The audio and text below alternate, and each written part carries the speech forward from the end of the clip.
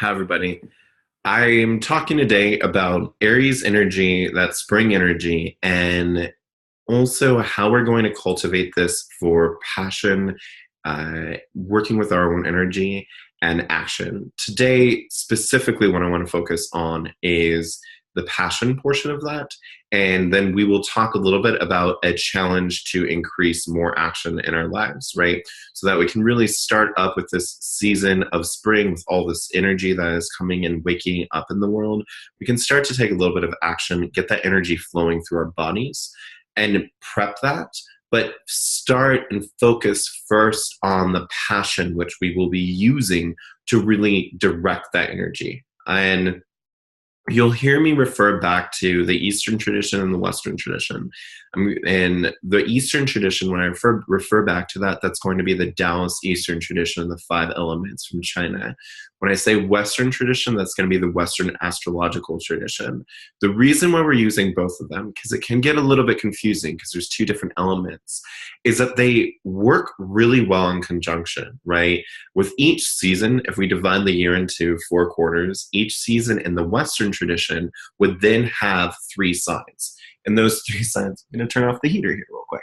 Those 3 signs show a transformation throughout the season, right? They show a level of evolution and development throughout the season. So for spring, what we have is we have Aries, Taurus, and Gemini. So we have that first like budding of life, right, where the sprigs and shoots are starting to grow from the trees and the earth. Some of the trees are starting to bud, and you can hear a little bit more of the bird song, hear a little bit more of the wildlife waking up. And that's Aries. It's just starting out, right? The grass is reaching for the sun, the sprigs and the shoots are reaching for the sun, they're pushing through the cold, and life is kind of waking up from the winter. Then we go into Taurus, which is it's an earth energy, so it's much more about that container, right, and holding this all, very related to the body. And where I see this the most in nature is the fact that flowers start to blossom, right? The buds start to open up. And so you get this container, in this cup for the Gemini season, which is when a lot of the pollination starts to happen. And so therein lies the full spectrum of spring, where things start to wake up from the winter, come to life, and start to slowly expand, open up, pollinate and receive. And then that starts the process that begins in summer, where you open up with Cancer, who's gestating this process, right? Things are fruiting, and then they're ripening through Leo and into Virgo, and you continue on with the rest of the year. So the Western tradition gives us a really good way of working, like in these evolving relationships throughout the signs. And we tend to also be a lot more familiar with it, so we can figure out how it relates a little bit easier to our lives. The Eastern tradition gives a nice cultivated wisdom to look at each one of the seasons, right? Western tradition, what the Western astrology tradition wasn't as concerned about really cultivating lives of wisdom or well-developed lives. Alchemists would use it for that purpose, and people have been able to use that for its purpose, but most of it came really from that horoscope nature of like, what's going to come next, right? And the ritual of it, the way that it can cause self-reflection, sort of died out from the Greek and the Roman traditions, because those traditions had festivals, they had special days devoted to different gods that also aligned with the stars and with the seasons. So the whole year was a constant practice of staying in line with the seasons and doing that work with these archetypes, and with it was seen as gods, right? So doing the work with the divine. but bringing in those energies in a very conscious way. That died off with Christianity, and then the most that like astrology was really able to point to was like, oh, okay, these events are going to happen if this pattern continues on. And then in modern astrology, as we add a little bit more of a psychological aspect to that, it's helped us discover more about ourselves, but it still hasn't come all the way fully around to how do we integrate all these energies, which is why we're doing this work, right? We're actually like changing the relationship that we have to astrology, and I haven't really seen that anywhere else.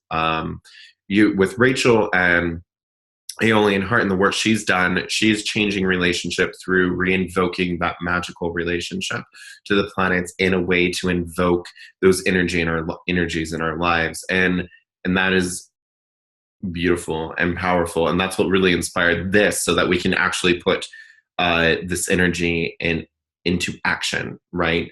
And so the Taoist tradition, where it comes in really handy is that it's so focused on that internal alchemy of balancing the yin and the yang that it really helps us cultivate these energies, and it helps us not go too far or too excessive, right? As Western astrology has been used to simply kind of like tell us about ourselves or about the world, it has a lot of room for polarities. And so the signs have a lot of room for polarities. They can be very positive, and they can have a lot of challenges that come with them. The cultivating aspect of the Eastern tradition with the Taoists, who are consistently seeking balance, really helps bring balance to these energies. And you can see that with the write-up and the video I did on Aries, where like Aries is super passionate, super energy charged. It just wants to rush out and interact with the world and get what it wants done. And it has that power to do that, but because it's still the very beginning of spring, it can burn itself out.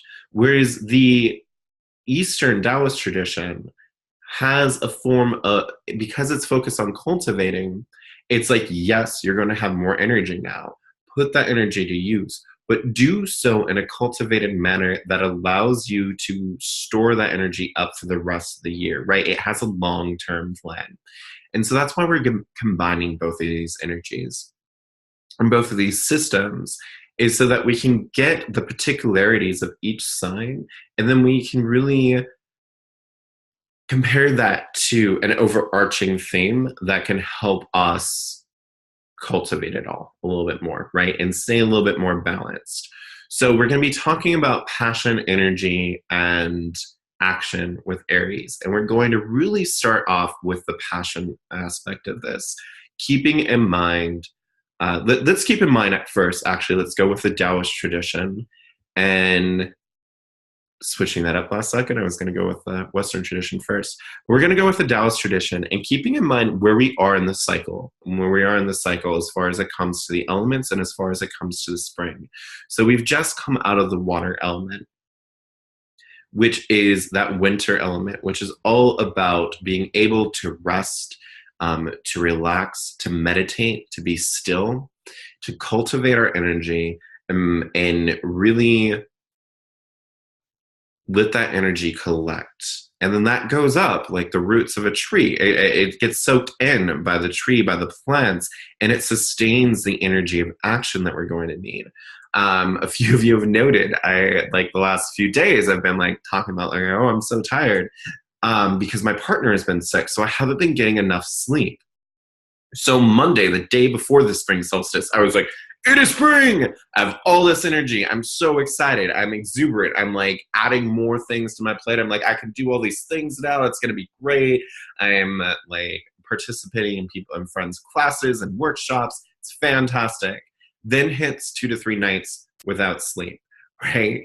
And yesterday, the night before last night, I just wanted to cry because I could not fall asleep because my partner is congested. She's snoring. I could not make it happen. I just wanted to cry.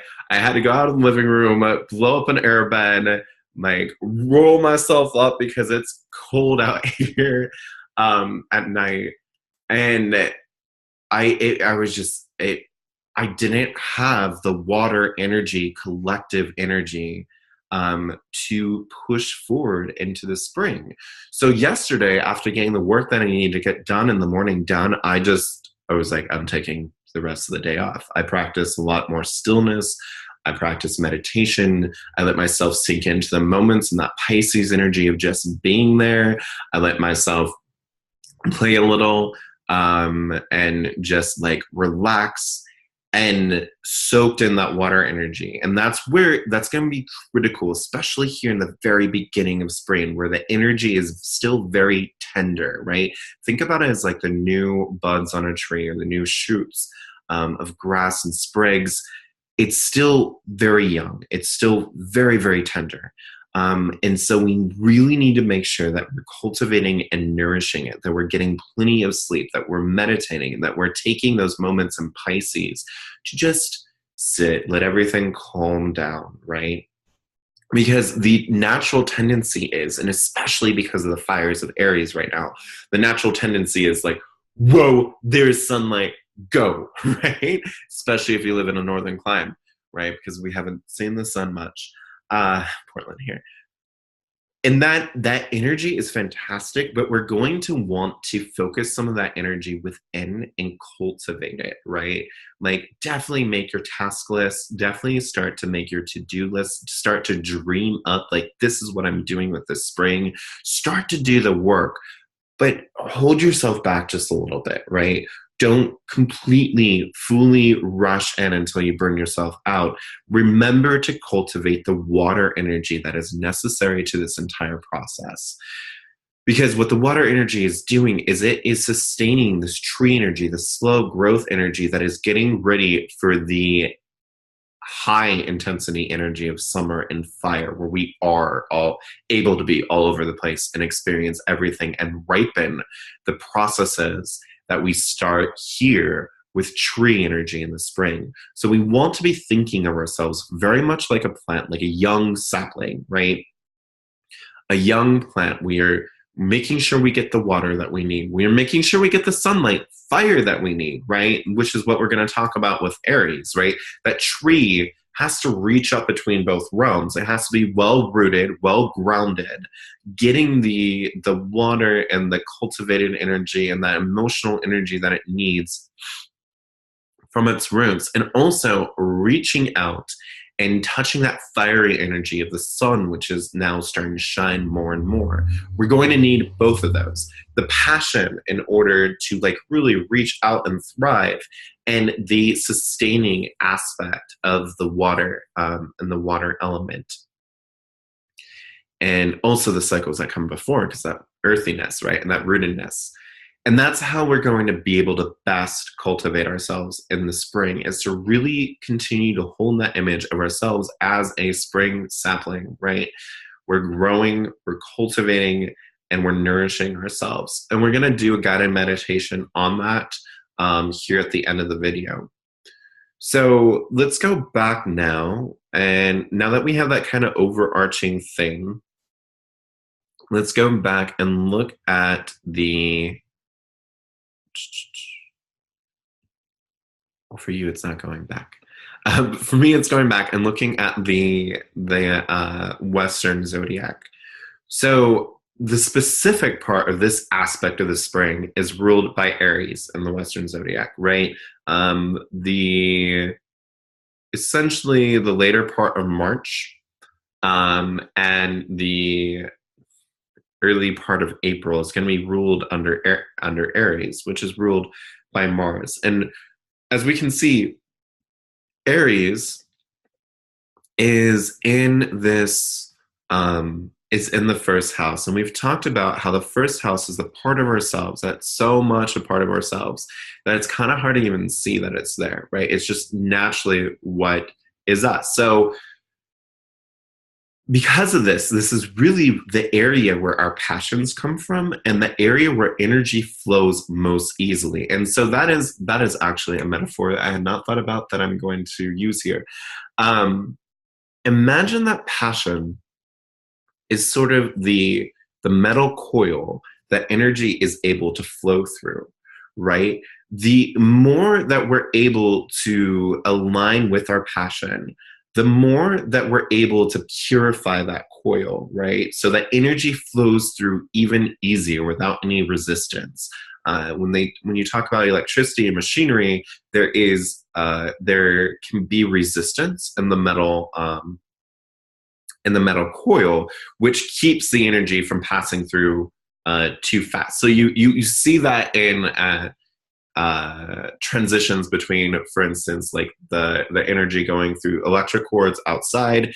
There's the breaker that creates like a resistance between that energy outside and that energy coming into the house, so that a lot of energy is kind of like held back and pushed back, right? Because otherwise we would fry all of our electronics. So there's all these points along the way from the energy plant to your house that creates resistance through, essentially, I mean, I don't know all the ways that they do it, but one of the ways that you can do it is just by having less pure metal so that the energy doesn't flow as easily through it. I think they have other ways now, but that's a sidetrack. When we are aligning with our passions, essentially what we're doing is we're purifying that metal so that the energy can really flow through easier, right? It just naturally flows through. An example of this is for me, right? Oftentimes I'm tired. I've been writing for hours. I'm like, okay, I can't think anymore. Um, Shoot. And I have to meditate and ground myself. But when I get on the call with a client and we're doing work that I'm passionate about, my energy immediately ramps back up, right? It doesn't matter if it's been a bad day. It doesn't matter if it's been like a down day. It doesn't matter if I've been super freaking tired. My energy immediately ramps back up because I'm passionate about this work and I love doing this work. I love working with clients on their transformation. So it like that flow of energy where maybe me writing back emails to people wasn't really triggering that energy, right? Like I'm not that passionate about just like simple business correspondence. And me writing content that I'm not that interested in. There was a resistance there because it wasn't fully aligned with my passion. So the energy had problems getting through. But as soon as I'm doing an activity like working one-on-one with clients or writing like stuff like this, or more specifically close to the passion, talking about stuff like this, right? And the engagement back and forth with people, and writing responses, the energy flows through so much more clearly and so much more cleanly. And for me, part of all this work, right, I keep on mentioning talking as part of that aspect of what gets me passionate, and engaging with people and giving that information back and forth. The sign that rules my first house, and for those of you who have looked at your chart, this will be important to note. The sign that rules your first house is really the sign that rules that it's the way that energy, that first house energy, is going to find its easiest way to manifest. So for me, that's Gemini with a Jupiter and Gemini. So the Jupiter adds that aspect of Gemini loves to learn, but Jupiter especially loves to learn and loves to give and loves to teach, right? So, ta-da, hence a workshop. And Gemini loves to bring in information from all different parts of like reality, right? And hence Eastern and Western traditions. And then randomly I'll get into a little bit of a dialogue about tarot, or a little bit of a dialogue about Kabbalah, or how electricity flows to you from the energy plant, or what is going on with the brain and your neurology. Gemini loves to gather all that together and then present it again. So those are things that get me really passionate. Other things that really get me fired up and passionate is when I'm able to like be just out and about with friends talking, and we're talking about something deep, like that Jupiter, just like deep wisdom. I get super energized and excited. Passion is that aspect that is so, it's purely aligned with the truth of who you are, right? And this is where it differentiates from some other motivators, right? Passion is not obsession. Obsession would be something a little bit closer to some of the tricks of Scorpio energy, right? Obsession is typically, it's around, there are unconscious factors in obsession that create either projections or create delusions where we believe if we fully understand something, or if we fully engage with something, or if we can just have our way in this area in life, or we can just control this area in life, or we can just master this thing, right? Scorpio, dominance, mastery, that sort of energy. If we could just master this thing, then it will complete some part of ourselves, right? Obsession comes from the fact that we feel a lack in something, and we're trying to fill that lack with something. I've had to deal with a lot of obsession with codependent relationships, so I'm familiar with that experience. Passion there is no, it comes from the wholeness, right? There's no concept of the lack. It comes from feeling completely actually in tune, right? And it's something that can't be, personally, I don't know if passion can really be artificially created. I think we could clear out space to more easily get into the flow of passion. So when we do the work of overcoming and breaking down, analyzing, and integrating that sensation of lack that causes obsession, we open up so much more room for our passion, right? I wasn't able to launch my life coaching career and launch all this great work that I'm doing now, that I'm passionate about, until I got through those codependent relationships where I felt a lack and really recognized, like, why do I want to have this person in my life? What is it that I feel like I absolutely need from them? And it was aspects of myself that I felt I was lacking in.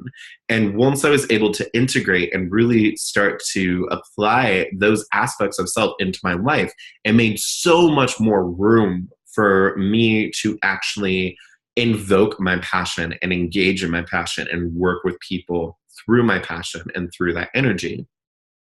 So I definitely think we can tend the soil and pull the weeds and cultivate our passion. But the reason why I say I don't know if we can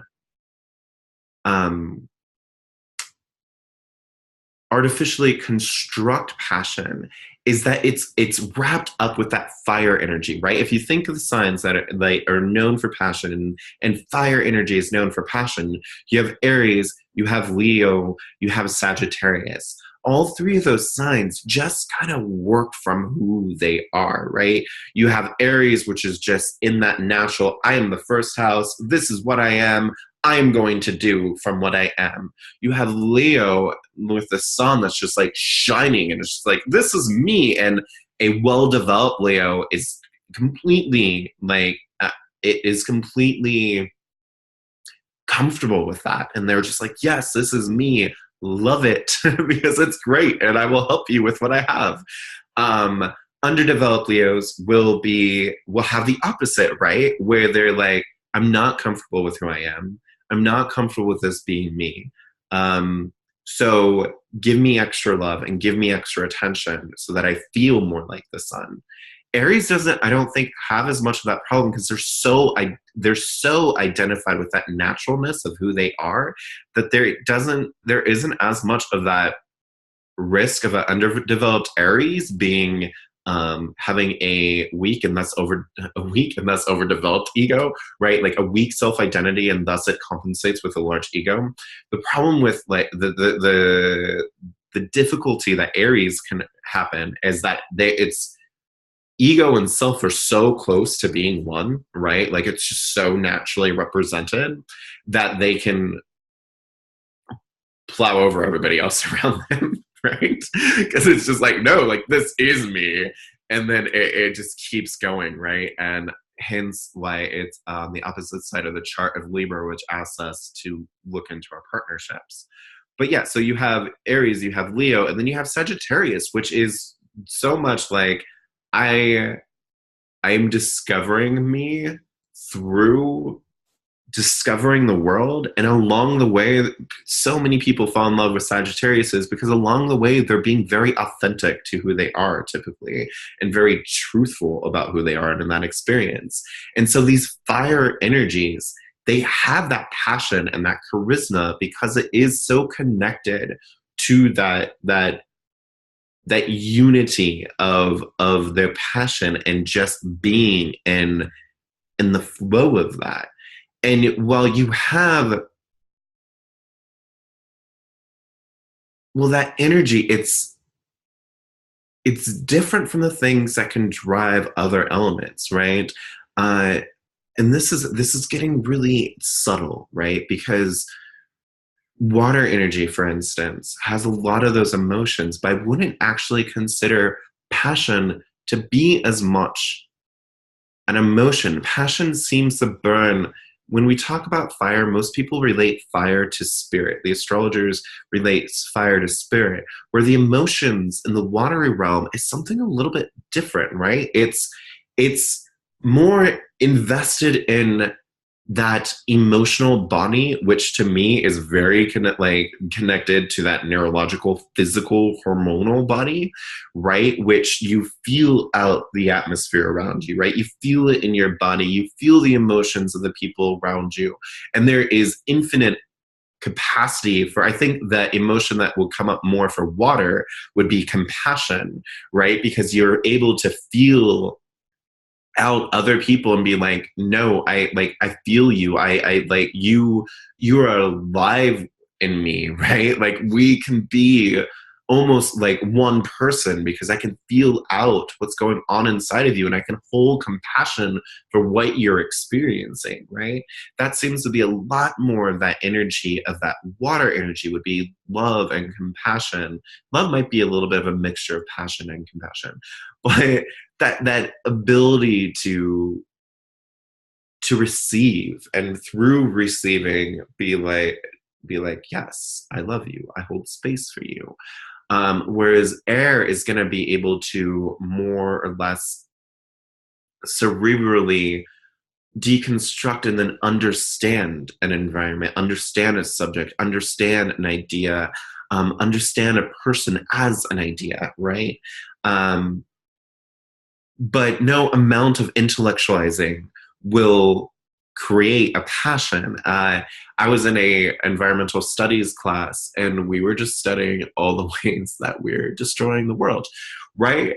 And at the time, I had an apartment to myself, so what I was able to do is unplug all my electronics. I ate just directly from like buying like fruits and vegetables and some proteins from the store each day, and I was able to essentially reduce my carbon footprint to, outside of the fact my apartment was still tied into the grid and thus used way too much energy and still used too much energy for the world to sustain. I essentially was disposing like avocado and banana peels, right? I was way into the ability to be green. Um, and yet still I wasn't necessarily very passionate about it. It was something that seemed very earthy, right? It was something I felt I had to do. And I was happy to do it, but I wasn't like rushing out to like pronounce on the mountaintops how we need to change everything, right? It was just an applied aspect, which is what Earth is so great at, is that it just applies these things and it does it. So that would be the energy for Earth. And I could intellectually understand why I was doing these things and how we need to change. But the professor actually got really upset with our class because she was just like, look, I'm telling you, everything is falling apart. Like, why aren't you like reacting, or why aren't you becoming passionate about it? And it's because information. And so I did this entire analysis for her as a report on the brain and psychology. Information doesn't invoke passion. It doesn't invoke Typically a desire to change. It just gets processed, and typically it runs up against internal blocks, unconscious blocks, where it will be ignored or forgotten or categorized and put away, just kind of shuffled away.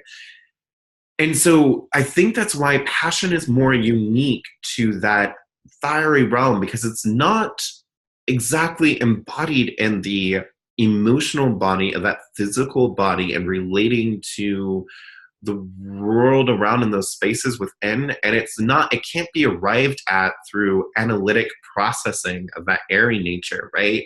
um, you can you can use information to help fuel your passion.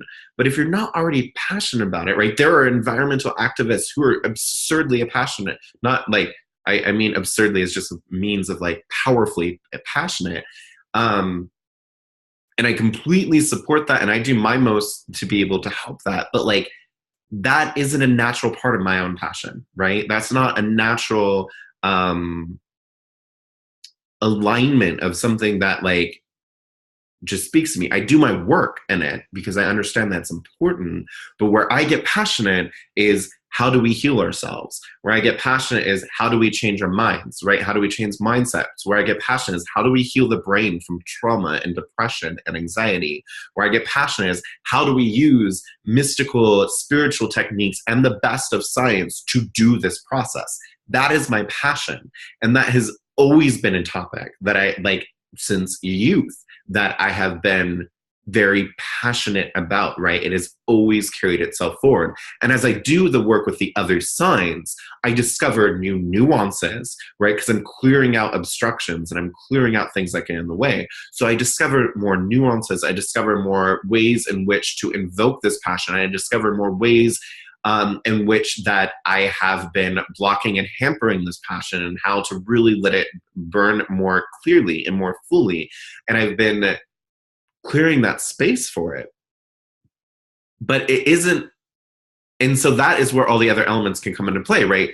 Wind and air can help us understand our passions more and help us really figure out what's getting in the way and what needs to be removed and what can help, and give ourselves more of an intellectual understanding of the things that we're passionate about, so we can have more effect when we put our passion to use, right? I needed to use a lot of air energy to figure out, hey, how do you actually like run a business? Like, I needed to be able to intellectualize that so that I had a container to let my passions flow through. Container, earth energy. I also had to get very practical, like, how do I do this? How do I make a living while I'm invoking my passion?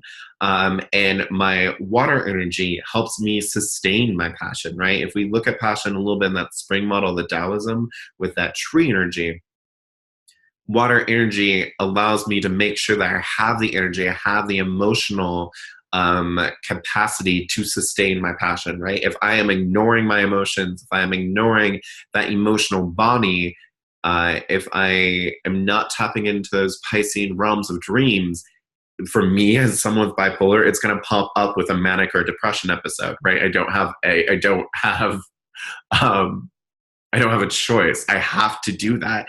And by doing that work, it allows my passions to burn more clearly.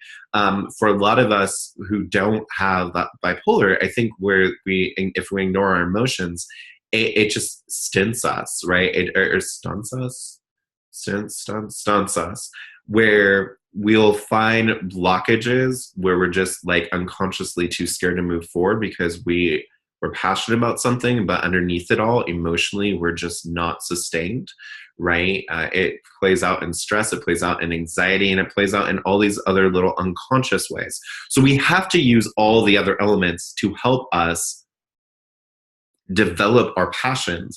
But the passion itself seems to be this fiery element that occurs from being in aligned with what we have to do, right? It might not even be what we know we have to do, right? Because we're discovering our passions. So we might randomly discover in the course of a day or a year, like, no, I am actually passionate about this. I don't even know that, but that has been there. And I'm going to give some room and cultivate this. So the way that we're going to work on this for this week in Aries, and I would recommend actually to do this process the entire week if you can find yourself with time, is we're going to write a passion journal, right? And the way that we're going to do this is, sorry, I think I'm getting a little bit sick from not getting any sleep and catching whatever. Okay. Anyways, we're going to write a passion journal. And at first, the first entry, what I would like to challenge you to do is just write the things that you know you're passionate about, right? The things that really just charge you with energy, the things that really get your eyes to light up. And you can go from like, oh my gosh, it's been such a long day, like I'm so done, to, whoa, we're talking about this subject, or we're doing this thing, or this experience just popped up, like I'm so ready to go, right? The things that allow energy to just flow through you the most naturally, start to list those things, right? Let them come to you over the next few days. And on top of that, let's start to build a mindfulness practice. Hopefully, since Pisces, we've been working a little bit more with like letting things calm down, and doing some breath work with some mindfulness meditation, even if it's just for a couple minutes a day for those of you who are super, super busy. Let's continue that mindfulness breath work and that work of just letting things calm, especially between tasks. And then let's invoke this mindfulness of what lights me up through the day, right? Because it isn't when oftentimes, and I think this is because we live in a capitalist society, oftentimes when we talk about passions, people talk about like things that they can do in a larger picture, right? Which ends up being things that are marketable, right? Like, oh, I could do this work because I'm passionate about it. Or things of oftentimes of a political nature, right? They end up being things that are very big picture externalized, right? I have this political desire to affect this world in this way, or I'm going to interact with the political, because we're a democracy. So we are interacting consistently with that political atmosphere. So passions, a lot of the time when we talk about them, it's things that we're going to do as a profession, or things that we want to invoke in this larger political body, or things we're going to create, right? For those of us who really embrace our artistic side, right? Like, I'm passionate about this thing, I want to create this thing. Let's write all those things down. Get those down first day, and anything that pops up to you along the way. But let's also look for the little things that invoke passion, right? The little conversations that you enjoy throughout the day. And at the end of the day, write those down, like the little acts, like, for parents, like, I saw my kid playing and they did this and they did that, and like, it just filled me with so much love, but also so much passion to really just give them the best life that they have. Like, make note of those events throughout the day. Like, I was reading this book, or I was writing, or I was talking to this person, and this subject came up, and I just felt myself like get super excited and passionate about it. And like, I could feel my eyes like shining. Like, this is something that woke me up and makes me feel alive.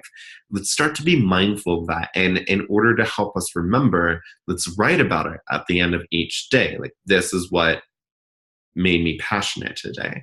And then we're going to also be working on, I'm going to lead a guided meditation here soon, because that passion is going to act like the channel. So we talked about like electric coils, but we can an image that also flows through now is like a canal, right? It's going to be a channel to let the energy flow through, like water would flow through a canal or a pipe, right? And the more that we work on our passion and recognizing what it is, the more we can develop it. Every change starts with mindfulness. We have to see what we're actually working with, and then we can brainstorm, how do we affect that? So we're going to start with passion, or mindfulness over our passion. And then we're going to start working on, in the guided meditation, getting in touch with our energy, letting that flow through. and getting that into action here. So the challenge first is going to be to build a mindfulness about passion. And after a few days of that journal and just writing down what makes you passionate, start to write down the things that seem to make that easier for you. Like start to note, like, hey, I was in this place or this space, and I felt like I had more moments of passion. Um, Maybe I had more moments of passion at home when I was relaxed than I did at work, or I had more moments of passion at work than I did at home on the couch, or I had more moments of passion out with friends or out with nature than I did elsewise throughout the week. Start to figure out the little times, right? Does your passion flare up most in the morning? Does it flare up more at night? Does it flare up more with some people than other people? Start to note the environmental factors. And then after a few days of that, start to note the responses that you have. So when you see like, oh, I am passionate about, okay, so for me, I'm passionate about helping people transform their lives. I like a few years ago, that was like, I want to become a life coach. Like, I want to do that. I want to do this process. Then there was the response back, which is like, hey, are you sure you're ready for that? Right? Like, are you sure you know enough to be able to do that and help people with that? And at the time, I felt like I didn't, even though I had a massive amount of tools. It was just my own like self doubt. And so I went out and I developed even more tools, right? And then the other thing that restricted that was that my family does not approve of any of this work that I do, right?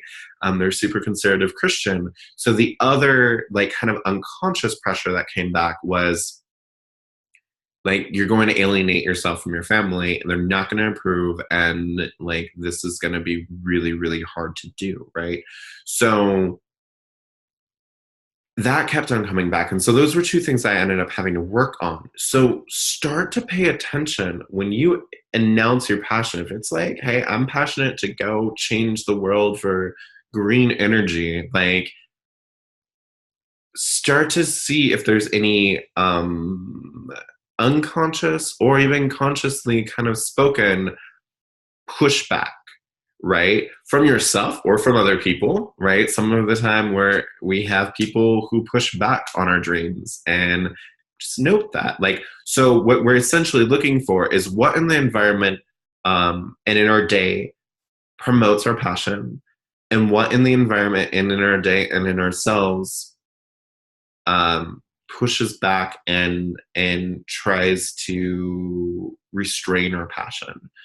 And as we become more mindful of these things, we can start to brainstorm ways to overcome this. And so this is a big part of the course, right?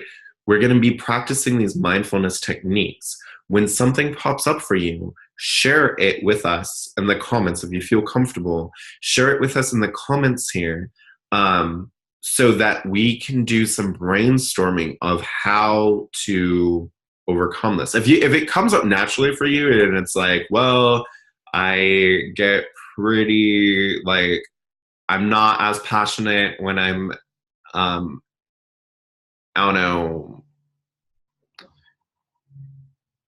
when I'm in my office versus out and about in a coffee shop, then like go out, hang out in the coffee shop if you can, right? There's not as much to brainstorm about that. But for other things where it's like, how do I actually get over this challenge? Reach out and we'll be brainstorming about that. I would really encourage, let's try to do that in the group. If you want to, we can do that in Patreon so that it's a smaller group of people that are also working on this, if you don't want it to be exposed to the larger group. I would recommend, let's try to do this in the group so that other people can or in a group setting, whether that be on Patreon or Facebook, so that other people can learn from the experience, right? So that we can all learn from our experiences, and you can get other people's viewpoints also, and their insights, and then also people can see like, oh yeah, like actually that seems to correlate to what I'm going through too, and they can learn and develop from that. And it just helps me preserve my own energy because it helps me work with the group rather than a whole bunch of one-on-ones, which I won't be able to sustain for long. So let's put that into the group as you're being mindful, and we'll start to brainstorm that so that the work with these signs and this alchemy, a lot of it is going to be mindfulness. Some of it is going to be very practical tools and the application of those very practical tools. And then it's going to be that back and forth of these conversations that pop up as we make observations in our lives.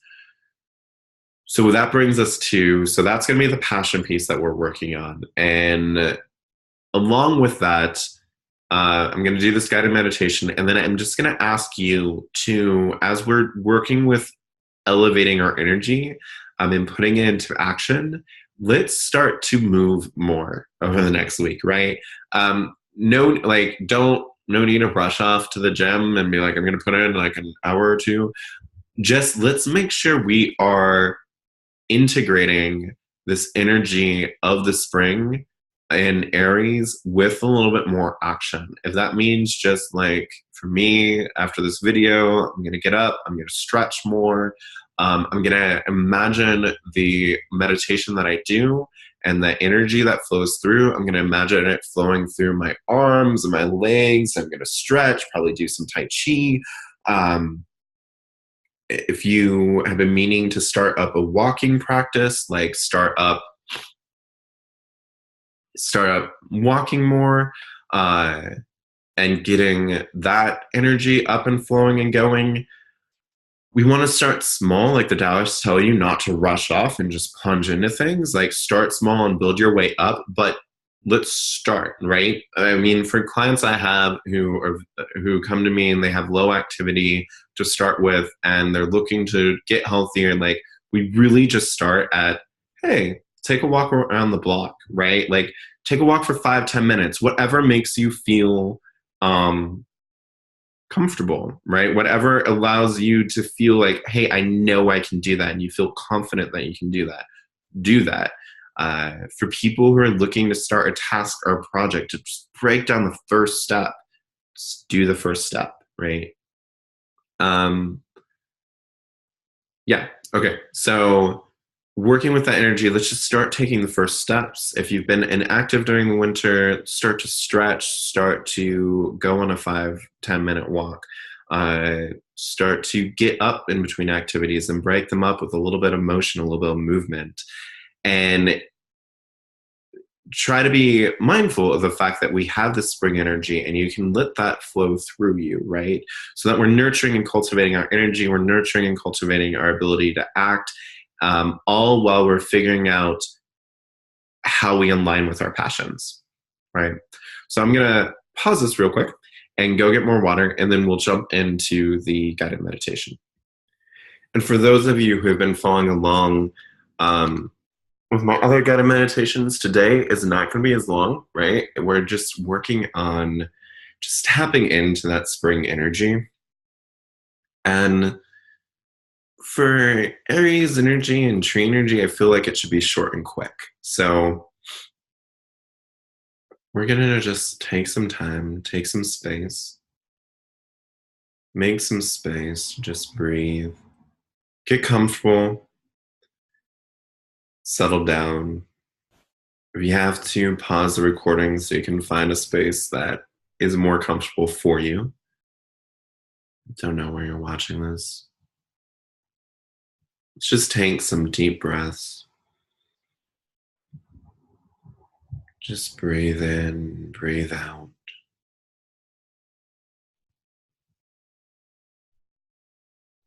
Breathing in a sensation of relaxation. Breathing out any stress or strain.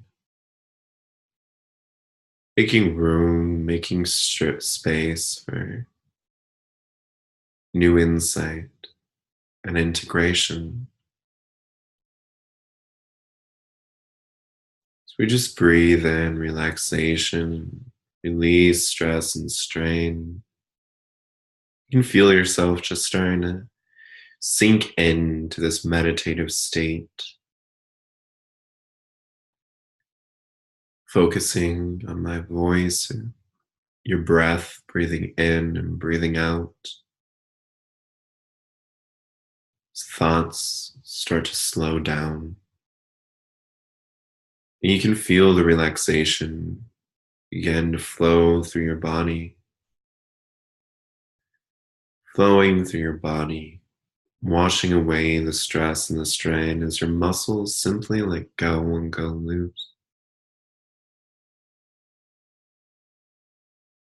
Allowing your body to stretch out to its natural form and position, the neck to straighten, to feel relaxed, shoulder blades to spread out a little bit as the muscles let go.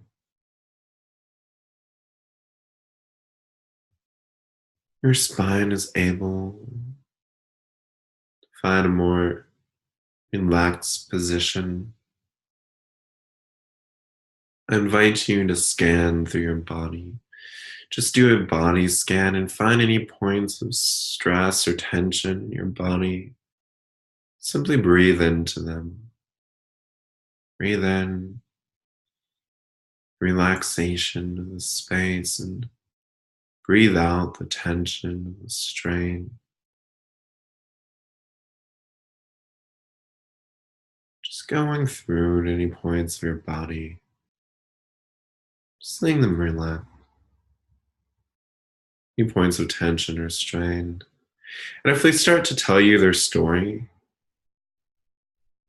if they start to share with you an experience of an emotion that's been held there, or tell them the story of why they're tense, just hear these parts out here for a moment. Hear them out, and listen, acknowledge your body and the story that it has to tell. Thank it for sharing. Acknowledge that you have heard the story. And if there's something that needs to be done about it, tell your body, I'm working on that. I promise you. I promise you, we'll work on that.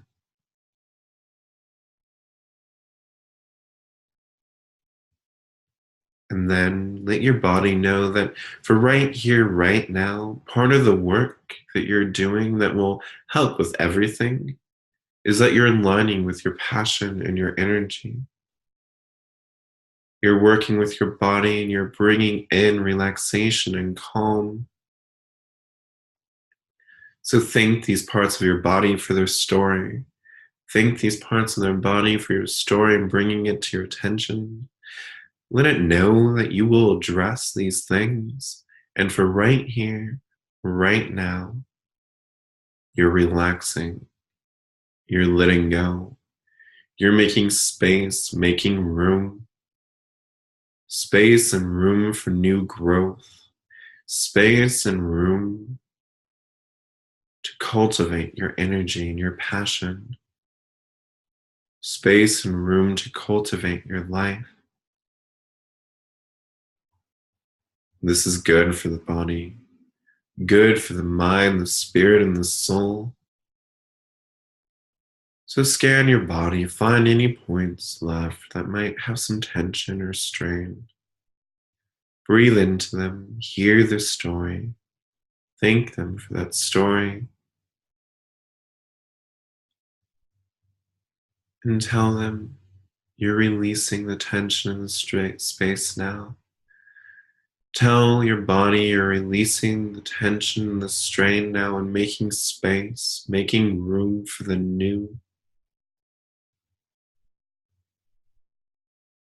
Making room for this new growth. This new growth of the spring, the new growth of who you are, changing, adapting, and evolving.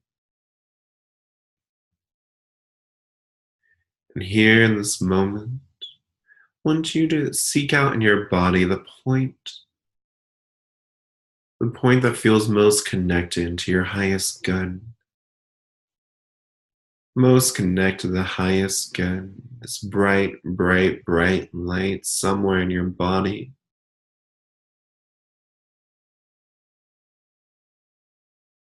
Finding in your body and imagining it perhaps as the sun that a seed would sprout and reach for, that the trees reach for. Moving it now, moving this point of the highest good, the sun, up, up, up,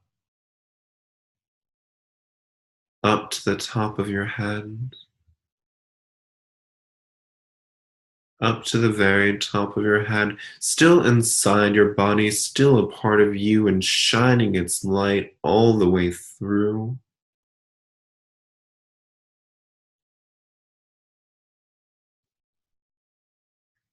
Shining its light all the way through your body, setting its energy.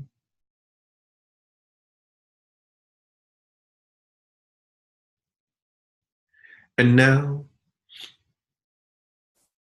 as I get the inspiration, let's actually bring that point down into your chest. Let it illuminate your thoughts, let it illuminate your mind, let it burn away any blockages that might be in the throat, anything that keeps you from speaking your own truth.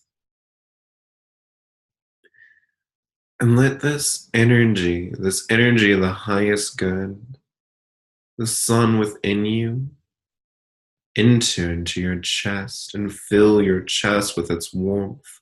Imagining here a cord, or any form of connection that you desire that connects the sun to the source of the highest good and all, so that your highest good and the highest good of the cosmos is connected here in the symbol. And you know that it's always connected. The highest good in you and the highest good in the world around. This is always connected, but here in this magic of alchemy, we're connecting it with a symbol. Connecting perhaps with a cord, perhaps a gold cord from our chest, and this point radiating with the light of the highest good from our chest as the sun, connecting it now to whatever seems to represent to you the point of the highest good in the cosmos. Perhaps it's the sun. Perhaps it's a zoomed out image of the galaxies entwined. Perhaps it's another symbol. A perfect circle of light. Or a figure from your spiritual practice. Whatever it is, imagine it here today, connected to the sun, the sunlight in your chest, the sunlight in your chest radiating its light up through your throat so that you can speak the truth, up through your throat so you can speak the truth of your passion, up radiating through your mind so that your mind is alight with your passion, and down into your body, all throughout your chest, out into your stomach, down through your stomach, digesting this passion, giving fuel, giving resources to this passion, down into your abdomen and down to the very base of your spine. And at the base of your spine, I'd like you to imagine a seed. The seed here. The seed of your passions aligned, the seed of your life which grows when your passion is aligned. When the highest good flows down and gives its light and its warmth in this passion, this line of passion takes root here. Imagining the seed opening up now, opening up into a new shoot of green, opening up here from the seed, sprouting. Imagining little roots now growing into the ground beneath you, growing down into the ground beneath you. As the sprout begins to reach up for this highest good, to reach up for the highest good radiating here in your chest, Feel out as the sprout begins to grow with its energy and its life and its vitality. Its roots growing deep, deep into the earth, its roots well rooted and grounded, pulling up the water from the earth and the minerals, pulling up the water and the minerals and all that it needs from the earth, feeling rooted and grounded, nourished and sustained, and reaching up to the sun and to the sunlight, reaching up and soaking in that warmth and that fire and that energy, reaching up and growing with all of this energy. This vitality, this energy aligned here with your passion, growing up now, up the spine and through your body. Is it a tree? Is it a vine? What is this source of life and vitality that is growing in you? Imagine it however you wish. Imagine it growing with energy and vitality, moving through your body, moving up the spine, filling out now into the abdomen, into your chest, growing and growing, soaking in the warmth of the sun.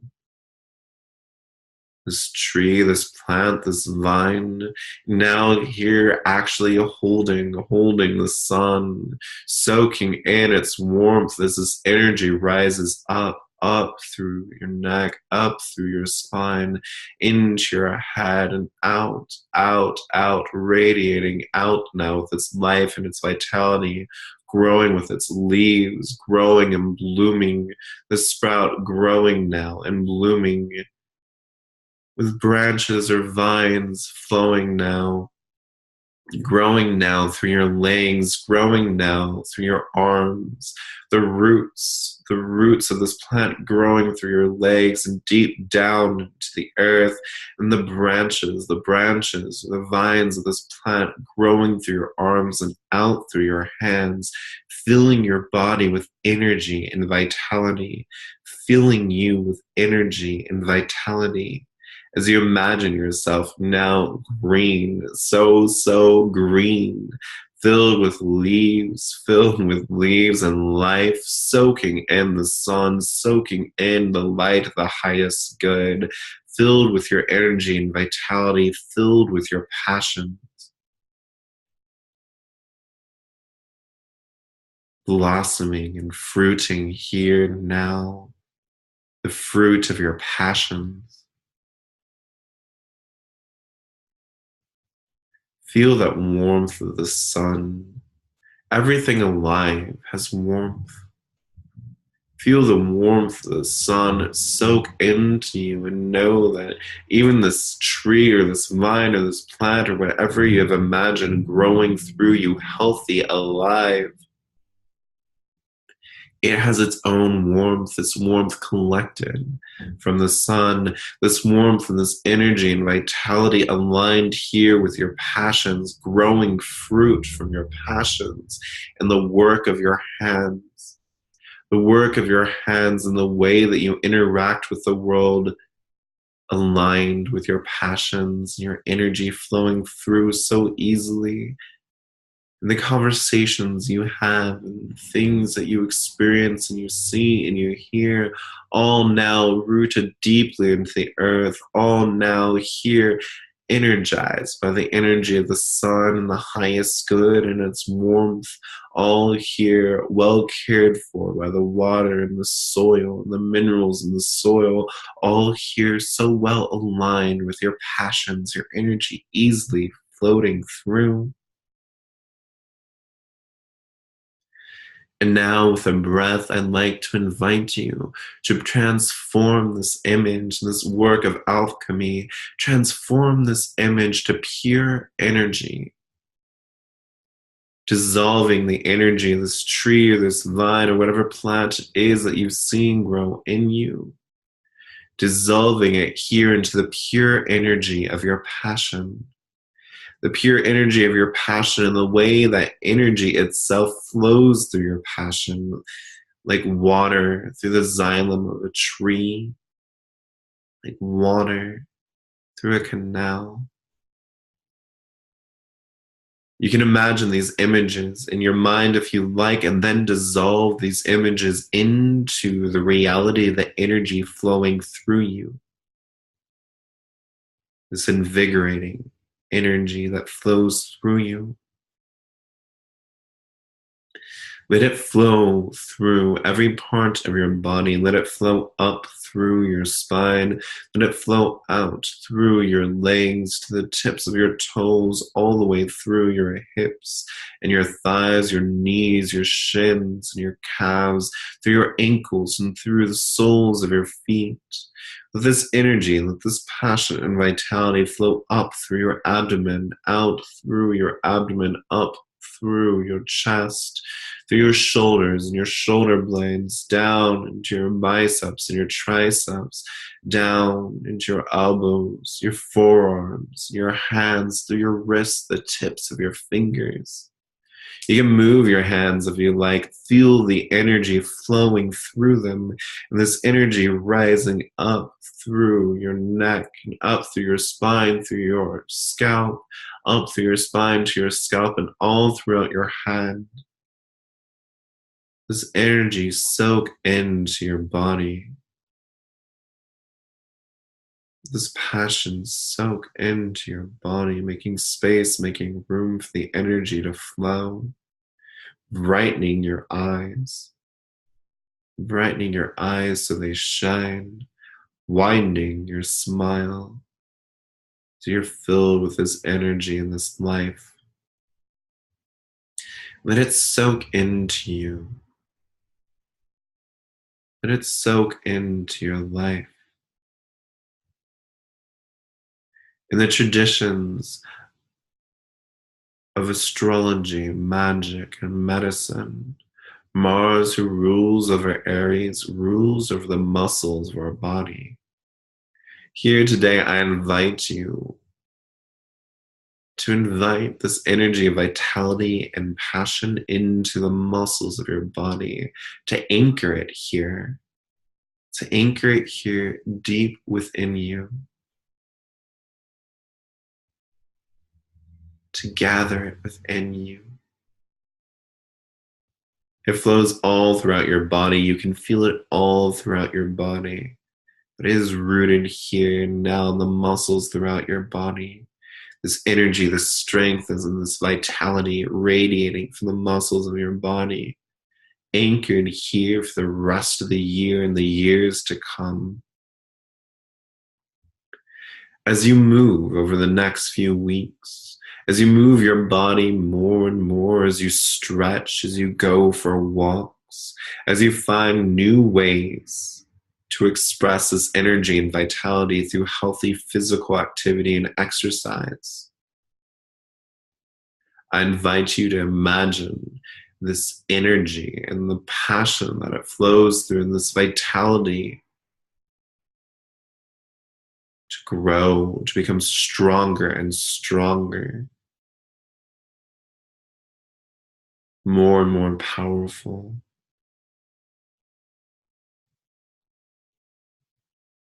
cultivated. Each and every time that you allow it to flow through your body, that you allow it to be expressed through healthy physical activity and exercise, healthy physical activity, exercise, and action, this energy grows. It infuses your body more and more. It is cultivated and nurtured. Because here today, I invite you to take in a deep, deep breath, anchoring this energy within you. Anchoring this energy within you. Feeling it there just under the skin and rooted in your muscles. knowing that as you move, as you stretch, it's just going to grow more and feel so good. Breathing yourself back into the room, into the space around you, into the fullness of your body. Realizing that the more attention and mindfulness you pay to your passions, the more this energy and vitality is going to be able to easily and naturally flow through your body, integrating in with your body. As here today, you open your eyes, allow them to shine with the energy within you and your passions and your light that you have to give to the world. Allow yourself to shine, to integrate all this energy as you work with this energy throughout the week to come. The energy of Aries and of Spring, energy of this fire, this tree. And may you be blessed in that work. And ask any questions and reach out to the group if you want to chat about any of your experiences. Okay, thank you. Bye.